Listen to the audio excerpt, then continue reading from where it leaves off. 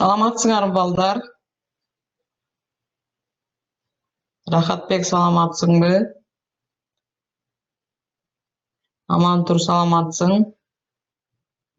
Актан саламатсың? Дарья саламатсың? Ханайым саламатсың? Бектур саламатсың? Эмир? Алтынбек?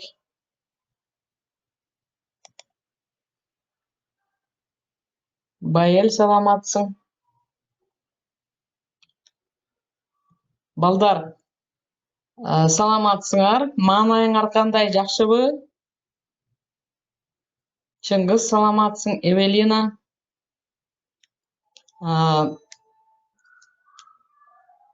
Балдар, я класс боюнча мен бааларыңарды коюп жатам. Текшерип коюп жатам өзүмдүн дептериме. Анан кече бергем тапшырманы. Балдар, тапшырмаларды карап жакшы аткаргыла. Убагында аткаргыла. Болуптурбу? Анда эмесе балдар, биз сабагыбызды баштайбыз. Бааларыңар ар бир сабакта текшерилип, карап коюлуп жатат. Я класстагы бааларыңар. Ошон үчүн балдар, кунт коюп тапшырмаларды аткаргыла. Болуптурбу? Анда эмесе балдар, бүгүнкү биздин сабагыбыздын максаты ата точтордун түрлөрүн кайталайбыз. Дагы улантабыз бүгүн ата точ жөнүндө. Суроолор аркылуу сүйлөмдөрдү түзөбүз, дептерге жазабыз, тапшырмаларды аткарабыз. Мекенди тарбиялык мааниси балдар, мекенди сүйүүгө тарбияланабыз. Таза, сулуу жазууга машыгабыз балдар. Бул биздин сабагыбыздын 3 максаты.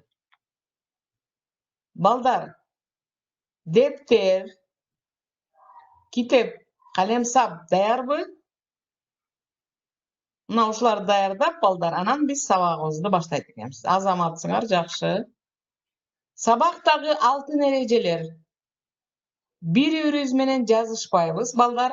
Ар ким өтүлүп жаткан сабакка кунт коюп, тапшырманы аткармайт. Анда эмесе биринчи эреже. Сабакка көңүл коюп, тынч отурабыз. Окуу куралдарын даярдайбыз. Туура, таза жазууга аракеттенебиз балдар. Сабактын жүрүшү. Үй тапшырманы мен текшерип, бааңарды айтамын азыр. Анан жаңы теманы түшүнөбүз, ойлонобуз, рефлексия, анан үй тапшырма болот. Я класстан болот балдар үй тапшырма, я класс. Анда эмесе балдар, бүгүн 9 сентябрь ата точтун түрлөрүн кайталайбыз. Повторение местоимения. Мы сегодня повторим с вами виды местоимения. Ата точтун түрлөрүн кайталайбыз. Балдар, эске түшүрөбүз. Балдар, активдүү иштейбиз. Кыздар, балдар, баарыңар активдүү иштеп суроолорго жооп беребиз. Мына бизде 3 суроо турат. Ким, кимдер, кайсы? Суроолоруна жооп берүүчү ата точторду жөндөгүлө дейт. Үлгү. Ким? Мен, сен, ал, биз. Мисалы, бизде 6 жөндөмө бар балдар. Аточ, илик, барыш, табыш, жатыш, чыгыш. Биз балдар, мен деген сөздүн жөндөлүп турганын көрүп жатабыз. Мен, менин, мага, мени, менде, менден. Эми, кана сен деген сөздү жөндөйлүчү балдар. Сен. Сенин, туура, Нурсултан азаматсың. Сен, сенин, сага, сени, сенде, сенден. Ооба жазабыз. Ал деген сөздү жөндөйлүчү кана. Nursultanга men 5 koydum. 5 degen baana. Klасс işi üçün hazır. Al, anın, ağa, anı, anda, andan. Emi biz. Biz, bizdin. Azamatsınlar bizge. Bizdi, bizde, bizden. Түшүндүңөр балдар? Жакшы. Анда биз балдар ата точту эстедик. Мынакей балдар. Эстедик, ойлонуп, эстедик. Азаматсыңар. Анда эмесе балдар, грамматикага кайрылабыз. Мына балдар, кунт коюп карасаңар. Эч ким, сиз, өзүм, ушул, бир нерсе, канча. Бул сөздөр ата точтун кайсы түрлөрүнө тиешелүү? Ар биринин тушуна тууралап жазгыла дейт. Биз өтпөдүк беле балдар? Демек ата точтун канча түрү бар экен? 6 түрү бар экен, 6. Биринчиси жактама ата точ, биз, сиз. Экинчиси шилтеме ата точ, ушул. Үчүнчүсү сурама ата точ, канча. Төртүнчүсү тангыч ата точ, эч ким. Бешинчиси аныктама ата точ, өзүм. Алтынчысы белгисиз ата точ экен. Демек балдар, өзүбүзгө жазып алабыз. Жактама, шилтеме, сурама, тангыч, аныктама, белгисиз деп. Анда эмесе кийинки тапшырмага өттүк балдар. Көп чекиттин ордуна ата точторго жөндөмө мүчөлөрдү улап, сүйлөмдөрдү көчүргүлө дейт. Анда эмесе балдар, мына актан айтып жатат. Биздин дейт, туура. Мүчө улайт экенбиз, мүчө. Окончание добавляем. Биз деген ата точко биз. Биздин дегенди коштук. Анда эмесе биринчи сүйлөмдө окуйбуз. Биздин мектеп Ысык көл аймагында жайгашкан. Азаматсың. Экинчи сүйлөм. Азаматсың илим. Жок. Мына Нурсултан айтып жатат. Биз мүчө улайбыз бул чекиттин ордуна. Алардан болот. Кимден? Алардан чоң жаңылык күтүп жатат. От них деген сөз. Алардын болсо у них болуп калат. Түшүндүкпү балдар? Анан кийин үчүнчү сүйлөм. Жылдыз. Сенин эмес, аман тур. Сенден Эмир айтып атат. Туура. Сенден канча жаш улуу? Балдар, силер шашпагыла, силер ойлонгула. Бул уңгу, это корень. Биз мүчө улап жазыш керек. Мы должны добавить окончание. Анда эмесе? Менде деп жатат. Туура. Бексултан, Эмир. Менде Чыңгыз Айтматовдун жаңы китеби бар. Азаматсыңар, Чыңгыз. Эми акыркы сүйлөмдү карайбыз. Рыспек те алыстан кимдир бирөөнү. Туура. Бирөөнү байкады. Бирөөнүн эмес, бирөөнү болот. Түшүндүкпү?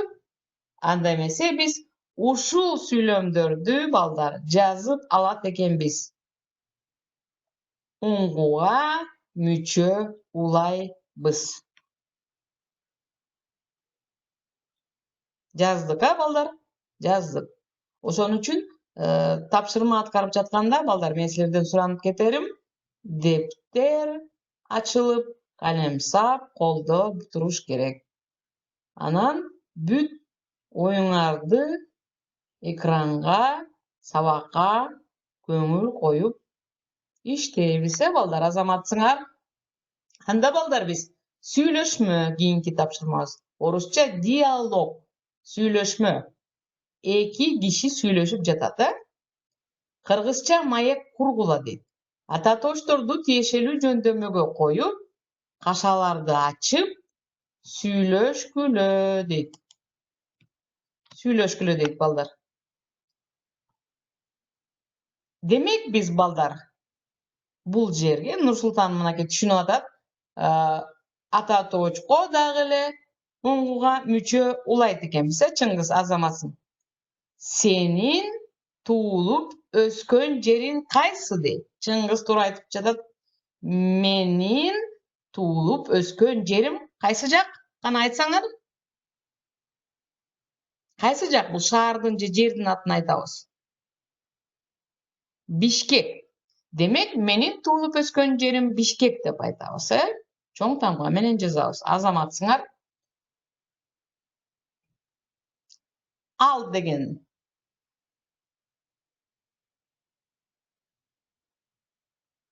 Кандай болот, балдар? Бул жерде ошол эле бойдон калат экен, Өзгөрүүсүз. Ал жерде көрүнүктүү эмнелер бар дейт. Ал жерде Бишкекте. Бишкек деп аталган жок. Демек, балдар, Бишкек деп аты аталбайт, бирок көрсөтөт экен. Көрдүңөрбү? Атын айтпайт. Ал деп жатат. Демек, Бишкек жөнүндө сөз болуп атат. Ал жерде көрүнүктүү эмнелер бар дейт. Кийинки ал көрүнүктүү жерлер жана башкалар аталат дейт. Кана?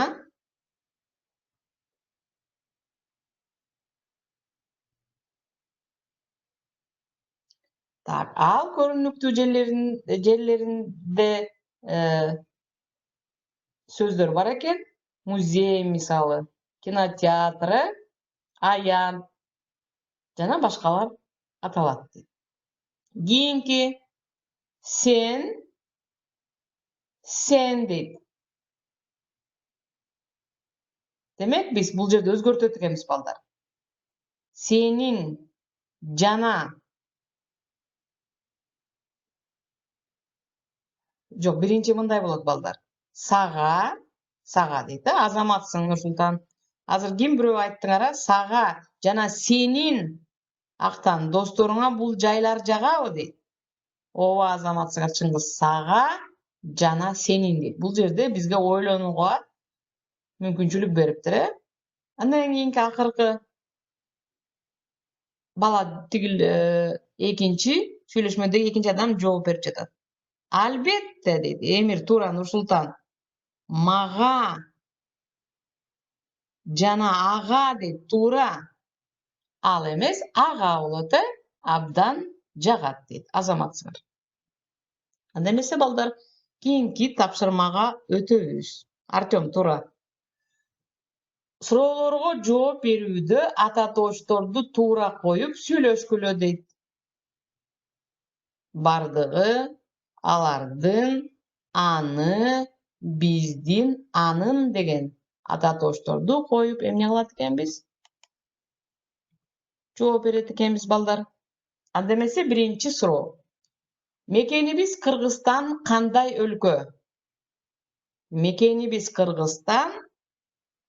Азаматсың, Актан, Нұрсұлтан. Биздин Кыргызстан эгемендүү, көп улуттуу өлкө. Азаматсыңар, мына бул жактагы сөздөрдү коюп жазабыз. Балдар, жогору жактагы сөздөрдү карагыла. Ата точтор булар. Экинчи суроо. Ата журтубуз менен сыймыктанабызбы? Балдар, ата журтубуз менен сыймыктанабызбы? Азаматсыңар. Ооба, бардыгыбыз аны дейт. Аны менен абдан сыймыктанабыз. Ата журт деген сөздүн ордуна биз аны деп айттык. Азаматсыңар, балдар. Мамлекетибиздин кандай символикалары бар? Кана, балдар. Кана ойлонобуз, Нұрсұлтан.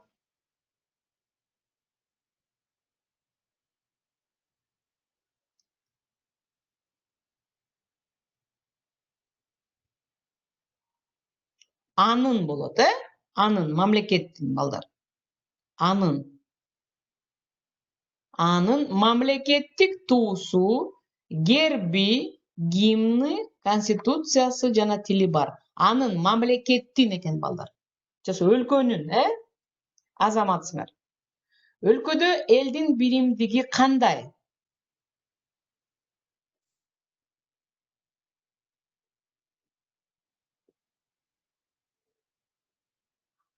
Kayra ele anın birimdigi ötö bekem deydi. Ülkönüne anın birimdigi deydi.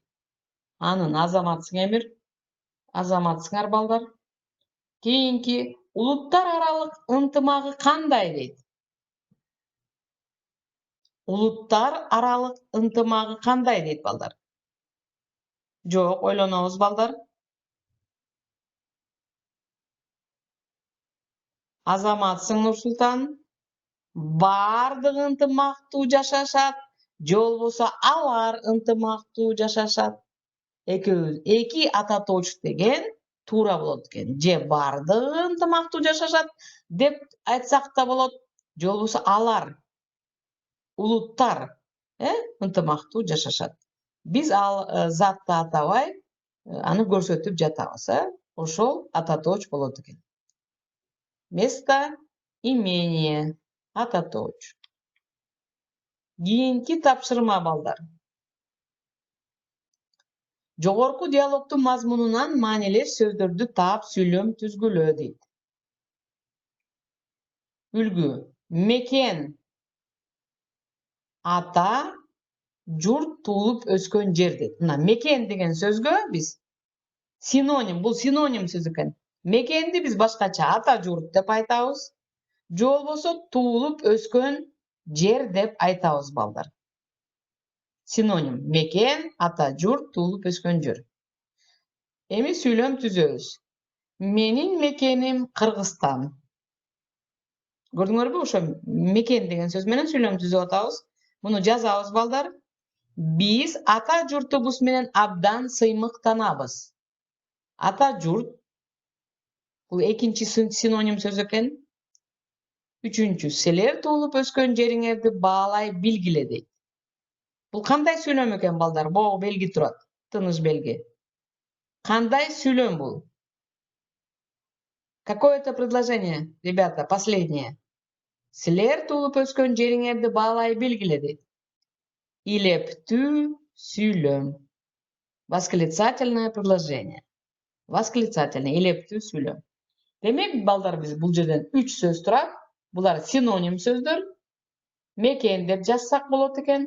Ата журт, же болбосо туулуп өскөн жер деп. Мына 3 мисал сөзгө тең мисалдарды биз жаздык. Мекен, ата журт, туулуп өскөн жер. Түшүндүкпү балдар? Түшүндүк, Анда эмесе кийинки тапшырма. Бул балдар сөздөр экен. Сөздөр. Азыр биз балдар текст менен иштейбиз. Биз мамлекеттик символдор менен. Ошонун алдында биз балдар сөздөрдү карайбыз бир сыйра. Жазабыз. Көз карандысыз, независимый. Тарыхый жашоо, историческая жизнь. Чексиз, беспредельный, безграничный. Сыймыктануу, гордиться. Боз үйдүн түндүгү, верхний деревянный круг юрты. Акшумкар, белый кречет особый, самый быстолетный среди птиц. Акшумкар. Үзүлбөгөн өмүр, беспрерывная жизнь. Сода, торговля. Ыйык, священный. Улут, нация. Мамлекет, государство. Айкөл, великодушный. Азыр балдар каалаган 3 сөз менен сүйлөм түзөбүз. Кана ким түзөт? Каалаган 3 сөз менен. Кана балдар активдүү иштейбиз. Балдар көз карандысыз, тарыхый жашоо. Биздин мамлекет көз карандысыз, Азамат Нурсултан. Биздин улут Кыргызстан, азаматсыңар. Кыргыз болот. Кыргызстан эмес, кыргыз. Аны Эрбол айтты, Нурсултан, азаматсың. Биздин улутубуз кыргыз, А биздин жерибиз Кыргызстан. Биздин улутубуз абдан айкөл дейт, азаматсың, Азаматсың, айкөл деген великодушный. Мен жакшы соода кылам. Менин мамлекетим Кыргызстан. Азаматсыңар силер 6-7 Süylem tüzüp жүрдүк. Менин досум Аябай Айкөлдө кемир. Азаматсың. Айкөл. Дайыма ошондой Айкөл болгула, жигиттер балдар. Азаматсыңар. Анда эмесе текст менен иштейт экенбиз. Азыр бул текстти мен силерге символикалар аркылуу окуп түшүндүрүп берем. Кыргызстан менин мекеним дейт. Кыргызстан биздин мекенибиз. Жалпы аянты 198 чарчы чакырымга барабар дейт. Азыр бизде 6 миллиондон ашык адам жашайт балдар, билесиңер. Эми биз балдар бүгүн текстибизде мамлекеттик символдар жөнүндө окуйт экенбиз. Ошол текстибиз мамлекеттик символдар. Анда балдар биздин канча символубуз бар, кана ким айтат? Ким айтат балдар? 3. Азаматсың Бексултан. Анда эмесе бүгүн биз биринчи символ жөнүндө окуйбуз текст. Актан туура. Мамлекеттик символдар. Кыргыз Республикасынын мамлекеттик туусу. Туусу, это знамя. Туу Кыргызстан Республикасынын Жогорку Советинин 1992 жылдын 3 мартындагы токтому менен бекитилген. Авторлук Жаамат Айдарбеков, Жайчыбеков, Иптаров, Матаев, Сыдыков. Кыргыз Республикасынын мамлекеттик туусу ортосунда, балдар көрүп жатасыңар, 40 нуру тегиз чачыраган алтын түстөгү күн алкагынын ичине кыргыз боз үйүнүн кызыл түстөгү түндүгүнөн сүрөтү түшүрүлгөн тик бурчтуу кызыл кездемеден жасалган балдар. Көрдүңөр, кызыл кездемеден жасалган. Туунун эни анын узундугунан 5/3 түзөт. Нурлуу алкактын диаметри туунун энинин 5/3 түзөт. Күндүн нурлуу алкак диаметринин катышы 5/3 барабар. Түндүк диаметри нурлуу алкактын диаметринин жарымына барабар. Биз балдар күндү, күнөстүү, эгемендүү кыргыз эл экенбиз. Бул балдар түндүктүн сүрөтү. Бизге күн тегиз чачырап турат. Кызыл түстү тандаганбыз себеби кызыл жеңиштин түсүн билдирет экен. Анда эмесе балдар, бул биринчи символ. Эми экинчи символ бул герб экен. Биздин мамлекетибиздин герби. Герб, азаматсың. Эми герб жөнүндө окуйбуз балдар. Герб. Герб Кыргыз Республикасынын Жогорку Кеңешинин 1994 жылдын 14 январындагы токтому менен бекитилген. Автор Абдраев жана Дубанаев.